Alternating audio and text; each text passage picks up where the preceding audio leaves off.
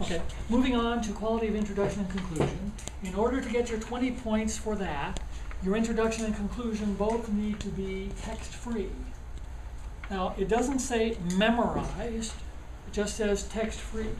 The reason it doesn't say memorized is that I don't expect you to write down and say exactly the words that you plan to say in your introduction or conclusion. However, when you give the introduction and the conclusion, you should not have to look at the text that you have there. So you should have practiced your introduction and your conclusion sufficiently that you can say each of them without having to look at your text.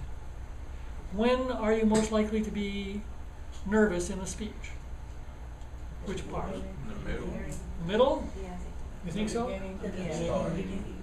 Okay, most of you are saying the start. I think for most people it's at the start. Because here you are and you see all these eyes out here. Okay. Well, you can go into a spiral on the basis of the beginning of your speech.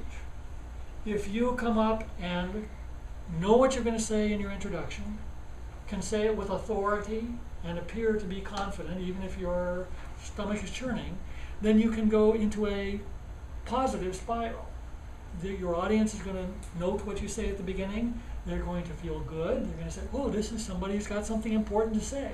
So Lynn over there, who's looking down at her page, will notice that other people are looking at the speaker. She will look up. I will see that she's looking up. I will think to myself, I'm connecting with people. They are resonating with what I have to say. So I will become more confident. My gestures will become better. My voice will become louder and more authoritative. And I will go up and up toward joy and ecstasy.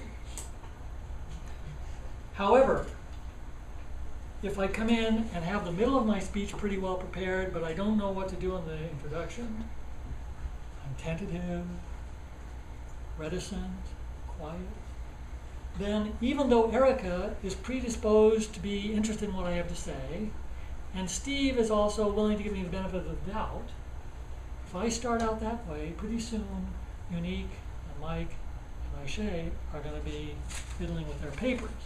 I will notice that and think to myself, well, this isn't going well. So I will begin to hunch over, I'll become more and more quiet. Then I will lose Steve and Erica's attention too, to the point that everybody is not interested. We'll go down in a spiral to the pits of despond. Thus, in order to get your points and in order to get your audience, your introduction needs to be text-free, your conclusion needs to be text-free. You should know with a 99% degree of certainty what the first sounds are going to be that come out of your mouth when you get to the lecture.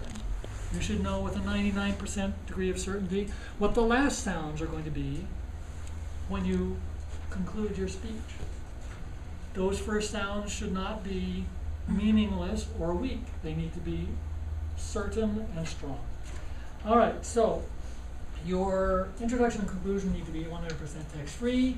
The introduction has three purposes. It needs to grab people's attention, preview the subject, and list the main points of the speech.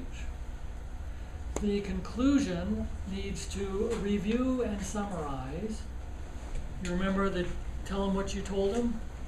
In your conclusion, you need to repeat your main points. In writing, we don't always do this. In conversation, we never do this.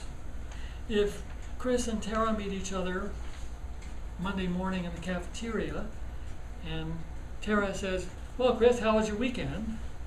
Chris will not say, let me tell you about the 3 points of my weekend. There was Saturday morning when I went to the zoo, there was Saturday evening when I went to the club, and there was Sunday morning when I made it to church. And now that I've told you about Friday evening, Saturday morning, and Sunday morning, you know what kind of weekend I had. We don't do that in writing or in speaking, but in public speaking, you need to do that. So your conclusion needs to restate the main points. It needs to end with what I would call a clincher, something that clinches your message, that stays with your audience. Now, let me turn that off. When you're